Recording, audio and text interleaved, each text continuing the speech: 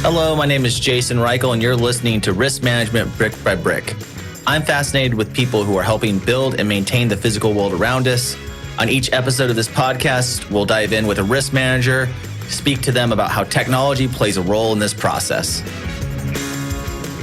Hello, and welcome to Brick by Brick, Jackie. I'm so glad to have you on today's episode.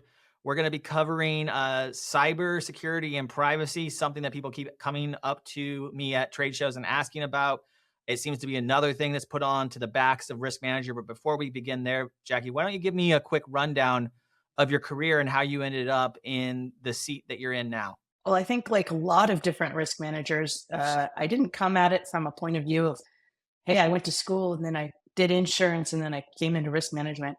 I started off in hospitality and I worked in risk and safety, or really safety more than and security more than anything. So I walked around the hotel hallways, made sure people were behaving themselves, checked bottles to make sure the labels were right. So it was quite a broad experience. And I did that for several years. And then I moved into risk management itself in oil and gas, and then into transportation while living all in Alaska.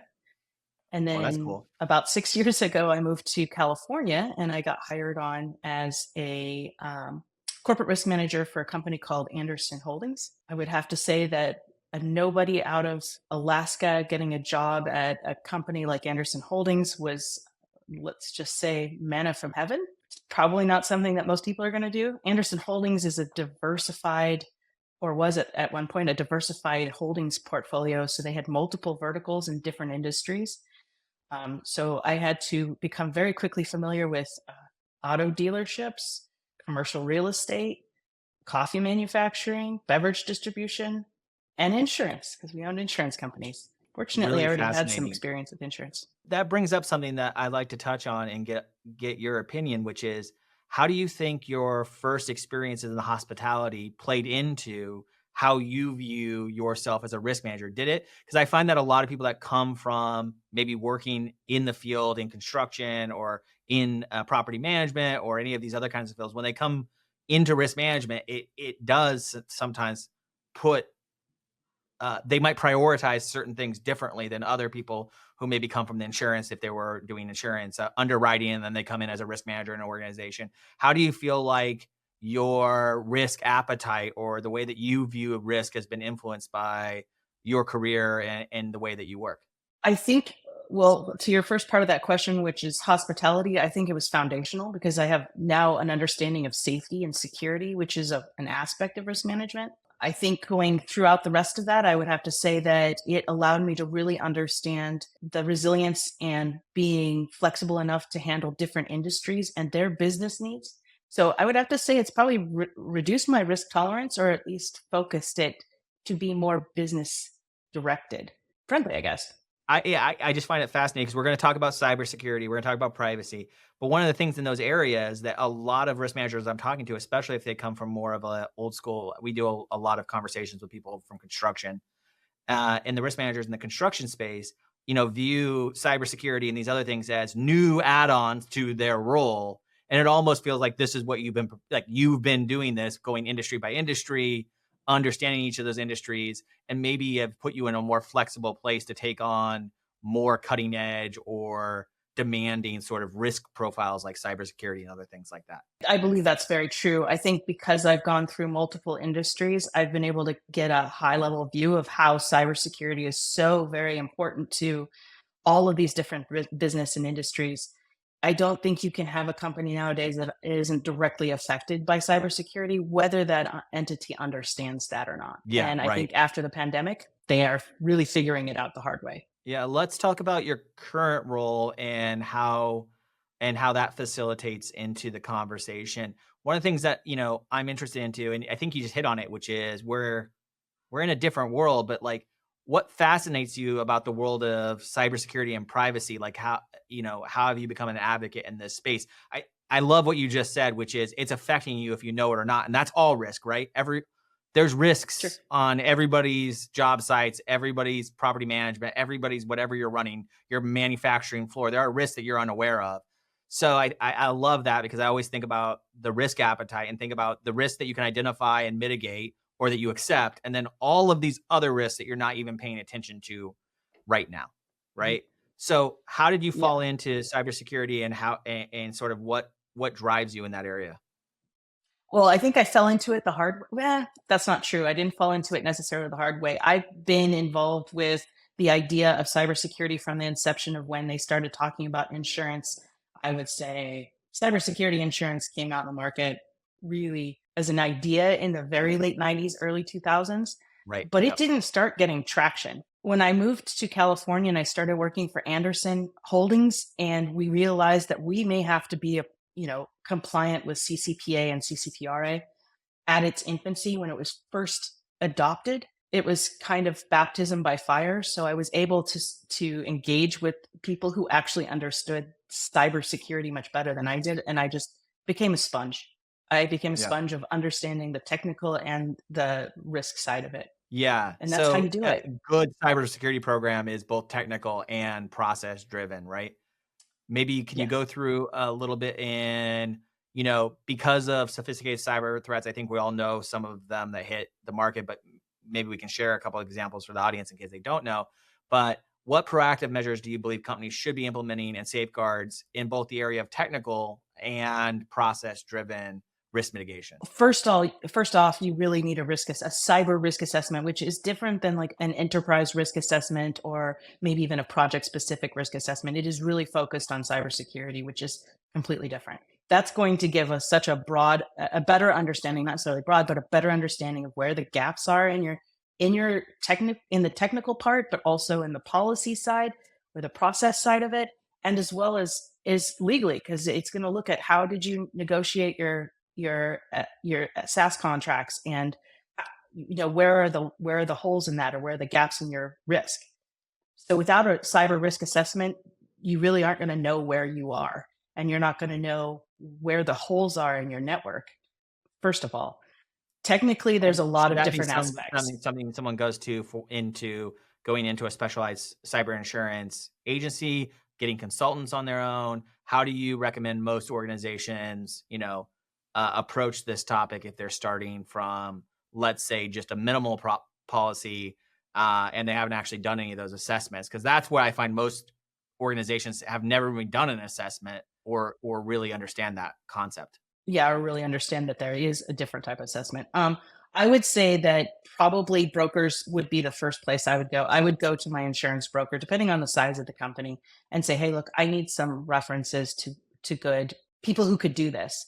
Yeah. Sometimes the insurance carriers can provide that. I found working with companies like Miller Kaplan and other attorneys that I know that really helped me kind of understand that and walked me through that process so that I could see it from a big picture. But I would say, I mean, for people who don't know, I would talk to your broker before I talk to the carrier. Yeah, okay. Great. So before you go to the insurance company themselves and start talking about it, having that assessment will get you good. And your broker should have that. If not, then there's specialized brokers in this area.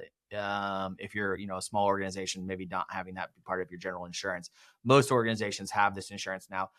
I think that people wait Well, far too long. And one of the reasons I wanted to have you on the episode and talk about this is 'cause I feel like people wait far too long and think of this as a big company threat. But if you look at the data, most companies that are being compromised are of the small, medium sized business variety, which can completely take your company off the map. Not everyone has MGM's money or lawyers or insurance, to protect themselves from big cyber security attacks. Um, and so I think it's really important that people take this seriously and push for it in their organization, even if your organization isn't asking you for it. Um, that's sort of where I keep having stance, being in the technical space, knowing of AI and everything that's coming on board that could be exploited within your organization. I think is really important for people to get their arms wrapped around this.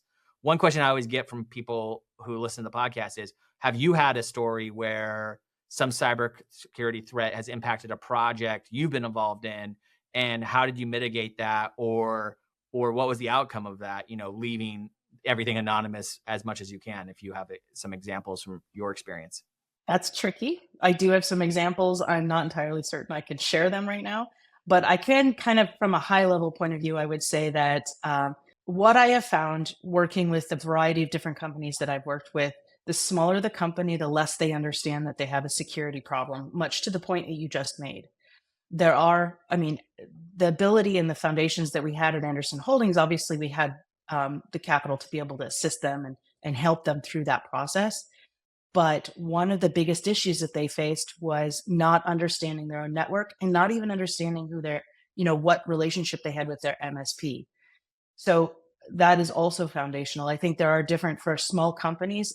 There are resources, whether it's through the government using NIST or um, cybersecurity, uh, which is left my brain right now. But there's different options that they can go through that are a little bit less expensive. Yeah. From Okay. an example point of view, I think one of the biggest examples or most relevant examples, especially to small businesses, was an incident that involved not a company not understanding that that their MSP wasn't as secure as they thought they were and didn't do a vendor risk assessment on them before engaging them. As a result, that those MSPs can open a company up to a lot of liability because if they're not secure, you're not secure because of Yeah, the I way see a gap contracts a are lot written. through managed service providers, there's a lot of them there. That's a really good point. Everyone thinks about their SaaS providers or their technology, but a lot of times it's the organizations that you're having giving access to your information that end up becoming I don't know what the word is, the way in for cybercrime. Well, small companies, their MSPs, they are the network and Right. they have access to everything. So what do they look like? What security posture do they have? When we talk about privacy, which is on the other hand of cybersecurity, and the need for businesses to collect data that is that is private, right? What responsibility do you think companies should put into place to protect user information? This is another part of that assessment for you, or is this a totally different process around what you ask for? Is this part of that for like? How do you get to a place where you have policies on privacy, where you have policies on all of this information? Unfortunately, a lot of research, but again, I'm going to plug Miller Kaplan a little bit. I would say getting with experts who already have helped develop these types of things, like Miller Kaplan had for me, gave me a foundation, a framework for me to be able to work within, even though I was doing it for many companies. A lot of them were small businesses. And Yeah, so right. being able to apply that is really important. Having that access so that you can get to those types of policies and procedures will help you not only understand where the gaps are, but help you work through them with those processes so that you can protect users' data or the data that you receive from your customers for that matter. It is a big topic. I think key thing here that I'm pulling from you is find the right partner. Find the right partner to help you guide you through this, big or small. The chance that a risk manager can mitigate this or do it on their own is not feasible. It's probably going to be outside the realm of most risk managers to manage this on their own. And then second, understanding both there's technology gaps and policy gaps that you should address, and then how can you write better contracting to mitigate or protect yourself working with vendors is a very substantial part of this.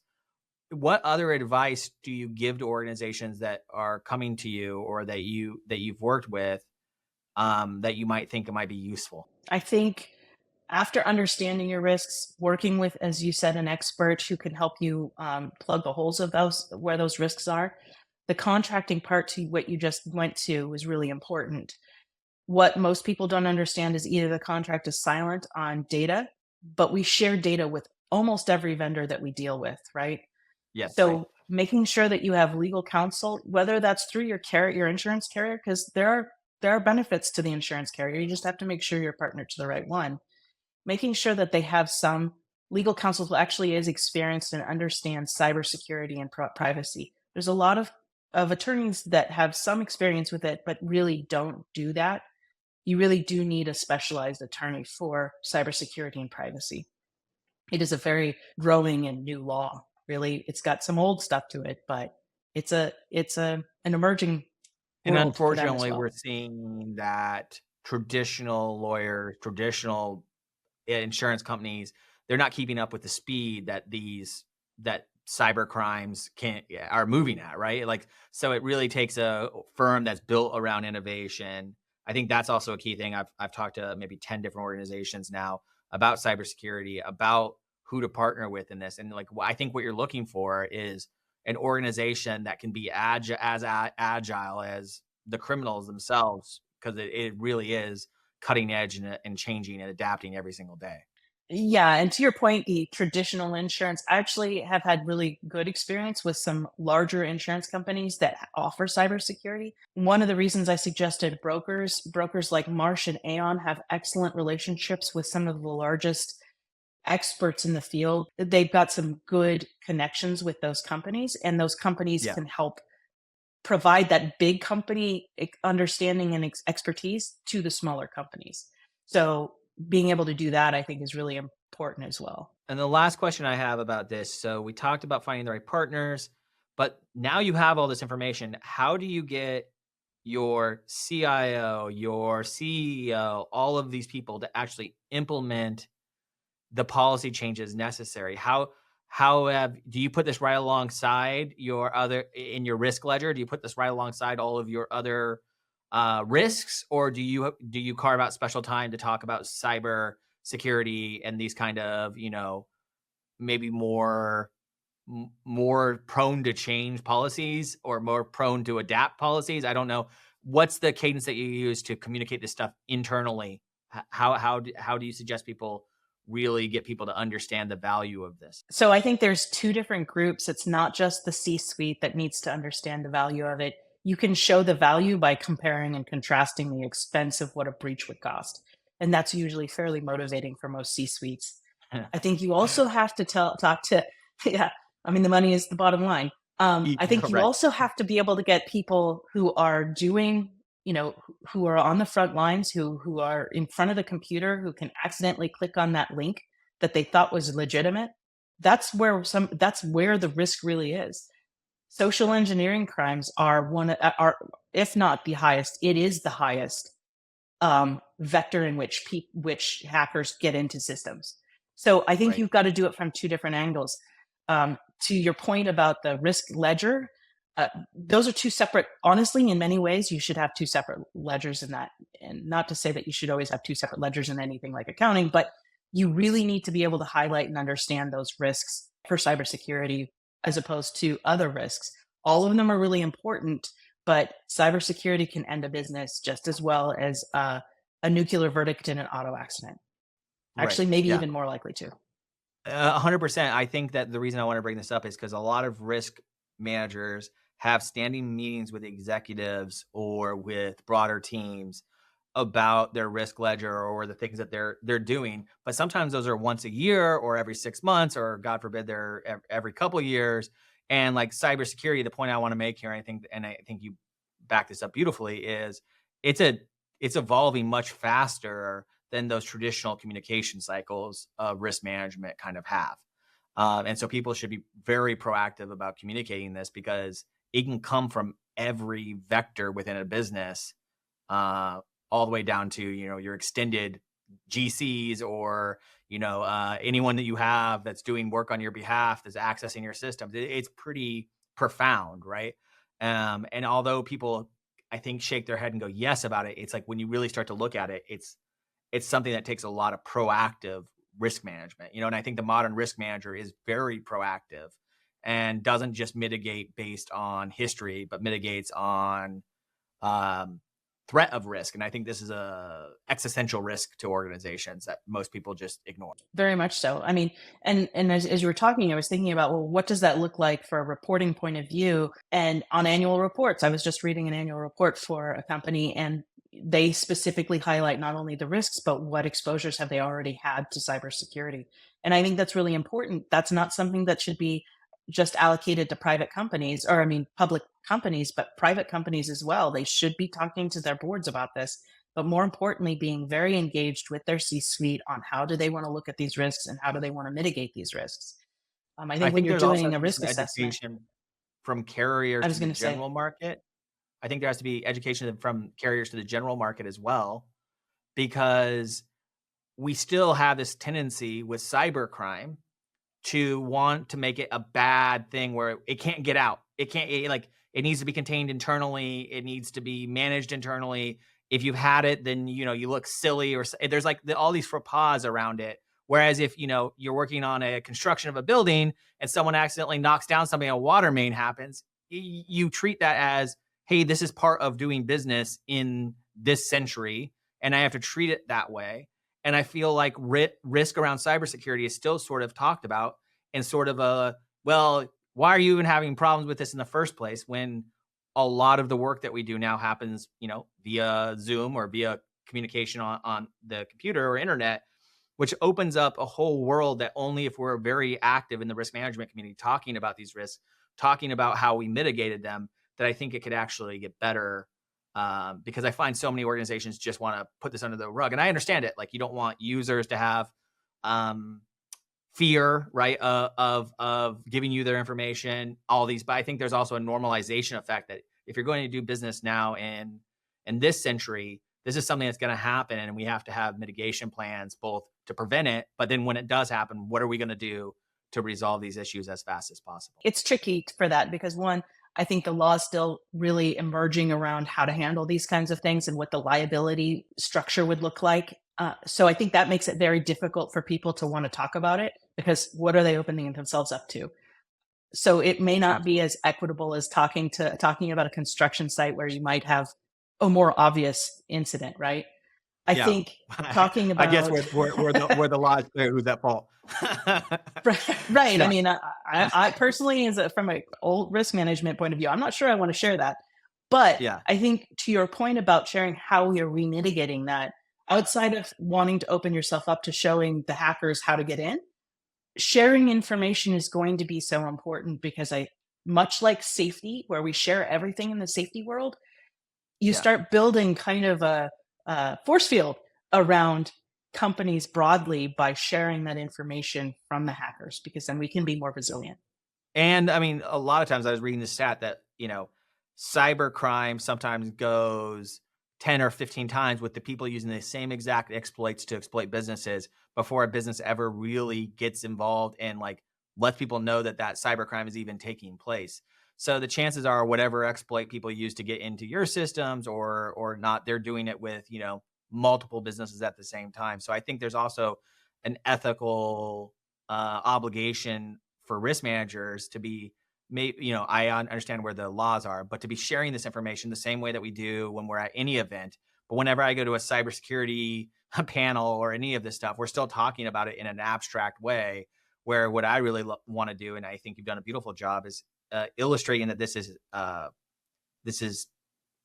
a tangible problem that organizations have to tackle. It's not an if, it's a when, right? And I think that's Exactly where we need to have it be. You want to play a game called Risky or Too Risky? Sure. All right. So these are some questions that my team provided. I don't know the answer, so we're just going to have a quick conversation about it, around if this thing is too risky or just a little risky. And let's get going. Let's start with this one. You're thinking of consuming food that has passed its expiration date by a few days. Is that risky or too risky for you? Depends on the food. All right, let's give it some context. Yogurt. Not too risky. I'll eat stuff that sat in the car for longer than it should have on a hot day. So Ooh, that might be I too agree risky. with you. Oh, no. For me, just risky, not too risky. You're considering signing a contract without fully reading the terms and conditions. Risky or too risky? Too risky? No. Too risky? I would never read. I would always read a contract. Yeah. Yeah. Too All right. risky. I Read the find contract. so many things without reading it, so I'm gonna go risky here, and I'll open myself up to get bad things In happening fairness- because I've definitely been screwed. In fairness, those Apple, you got to accept things. I don't read those. So balance that Okay. out. So some things are okay. You don't have a choice. Two more. You're planning to drive through a severe storm to get to an important meeting. We've all been there. Risky or too risky? I feel Just like when you live risky. in California, your idea of what a big storm is not the same thing as if you live in Florida or someplace. I lived in Alaska for many years, so what a Californian would think is too risky, I'd be, do I have 4-wheel drive or Fine. not? Can I do it? Yeah. So just risky, maybe. Yeah. There is benefit to driving in the rain or a big storm. Other people are out on the road, but I'm going to say too risky on this one. Last one, which I've done many times. You're considering investing a large sum of money in a new startup. Is that risky or too risky? Depends on the due diligence. There you go. Due diligence. That's kind of like the non-answer for this, but I'm gonna allow it because I think it's good advice. Do your due diligence. I think that's the theme of this entire episode. Do some due diligence. Due diligence, yes. And bring people in. Thank you so much for joining me. I had a great time talking to you. I think, we need to have practical conversations about cybersecurity. We need to understand that it's about building a network and not just taking all of this on yourself. And I think that you illustrated that perfectly and gave some recommendations. Last thing I'll ask you, piece of advice for someone coming into the industry. As you know, risk management in general, it needs to grow. People are hitting retirement age.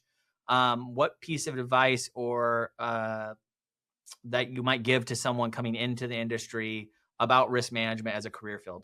I would say two things, and they're connected. And the books are great. They're going to give you an idea of what risk management is and kind of how to deal with certain things, but you're not going to know it until you're on the streets learning, understand the industry that you're working in initially, get broad experience, and talk to as many people who have worked in that company for a long time so you understand how they see and perceive it, and then build relationships. Those are the tenets of risk management. Build relationships. Don't trust everything in a book.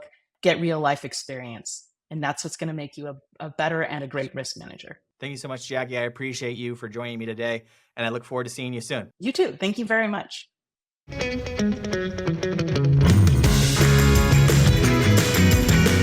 Risk Management Brick by Brick is brought to you by TrustLayer. Find out how TrustLayer manages risk so that the people can build the physical world around us. Head over to TrustLayer.io, and then make sure to subscribe to Risk Management Brick by Brick on Apple Podcasts, Spotify, or wherever you get your podcasts.